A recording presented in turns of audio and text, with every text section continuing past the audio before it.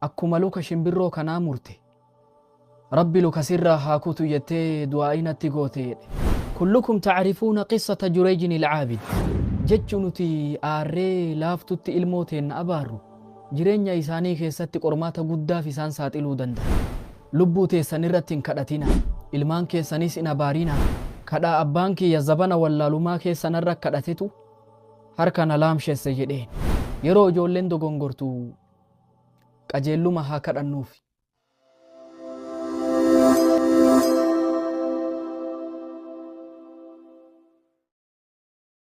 بسم الله الرحمن الرحيم. الحمد لله رب العالمين، والصلاة والسلام على المبعوث رحمة للعالمين نبينا وحبيبنا وقرة أعيننا عليه أفضل الصلاة وأتم التسليم. السلام عليكم ورحمة الله وبركاته. زمخشري من لإسام رماتوري فسئل عن ذلك سبب من لإسام رميف ويتقافتمو فقال بدعاء أمي kadhahaati tiyanarratti kadhattetu miila kiyyanarraa mursiise jedhee dubbata. gaafa ani ijoollee shimbira takka qabee luka hidhee ittiin taphataa ture jedhe. osoo ittiin taphadhuu shimbira lukarraa mure fata'allamat ummii lidhaalik gocha ani raawwadhe kanarraa akka malee haadha tiyyatti dhagahame. waqaalat qaxaca allaahu rijlak kamaa qaxacta rijlahu akkuma luka shimbirroo kanaa murte rabbi luka sirraa haa kutu jettee du'aa'inatti goote jedhe. xiqqoo guddadhee gaafa of beeku ilmii barachuuf biyyarraa bahe. imala san keessatti farda yaabbadhe. fardi akka malee naan gulufee fardarraa kufee lafa dhahee lukti na cabxe jedhe. cabbiinsa luka kiyyaarraa akka lukti kiyya muramtu murteen dabarte jedhee dubbata. haati isaatun wayta isa arrabsitu san miira keessa seentee bifa aariitiin du'aa irratti goote. malee jibbaansaa fi akka ilmi isii lukti irraa cituun barbaaddu.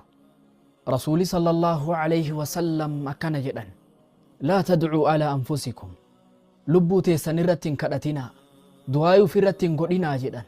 walaa tadcuu alaa awlaadikum ilmaan keessanis hin abaarinaa, qabeenya keessanis hin abaarinaa.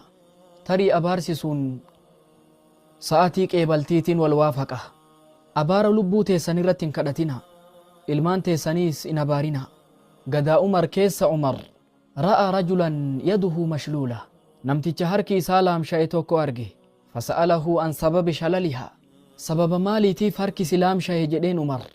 faqaala arrajul namichi akkana jedheen umariin: shullat bidacwati abii fi ljaahiliyyaa kadhaa abbaan kiyya zabana wallaalumaa keessanarra kadhatetu harka na laamshesse jedheen. فقال عمر كان جدا: هذا دعاء الآباء في الجاهلية فكيف في الإسلام؟ كدان نما كان حركة إسلام شس زبنا ولا لماتي وصو إسلام ما كيسة تاتي أكم جدي دبة عمر.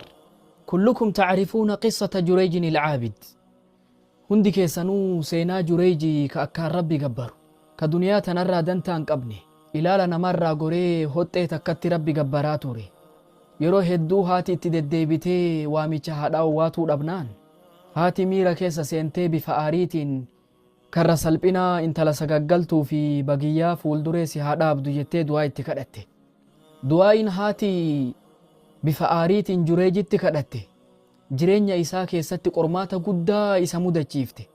karra salphinaallee isa dhaabde, intala sagaggaltullee dura dhaabde, manni isaa irraa diigame, isaas ni tuman jechuu.